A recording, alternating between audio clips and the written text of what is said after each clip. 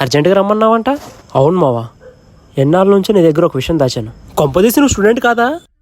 ఆ వాచ్మెన్ అంకుల్తో కలిసి salary discussion చేసినప్పుడే నాకు డౌట్ వచ్చింది సుమి. అబ్బా ఆపరని అప్రాచ పనుమానాలు నువ్వును. నిన్ను విషయం అడగాలరా.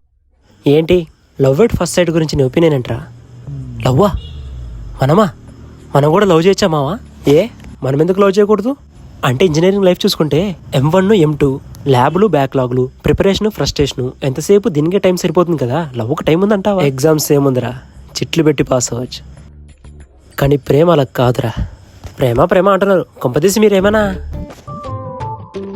ఏంటి సిగ్గుపడుతున్నావా? ఏడు ముఖానికి సిగ్గు ఒకటి. రే మావా, నీలో నువ్వు సిగ్గుపడ్డామా అనేసి అమ్మాయి ఎవరో చెప్పు. మన హెచ్ఓడి లేడుగా. లాస్ట్ సెమ్ ట్రాన్స్ఫర్ అయిపోయి వేరే కాలేజ్కి వెళ్ళిపోయాడుగా. వాడు వెళ్ళిపోయాక మన కాలేజ్కి కొత్త హెచ్ఓడి వచ్చాడు. వాడికి కూతురు కూడా ఉంది తెలుసా? ఏంటి హెచ్ఓడి కూతురా? హెచ్ఓడి కూతురికి పెళ్ళిళ్ళు కావా, మొగుళ్ళు రారా? నార్మల్ అమ్మాయి కంటే హెచ్ఓడి కూతురు లైన్లో పెట్టామనుకో షార్టేజ్ ఆఫ్ అటెండెన్స్ కి రికార్డ్ కరెక్షన్ కి కాలేజ్కి రానవసరం లేదు. ఈ విషయం హెచ్ఓడి తెలిసి నువ్వు పర్మనెంట్ గా రానవసరం లేదు. ఆ టెన్షన్ నాకు ఉంది.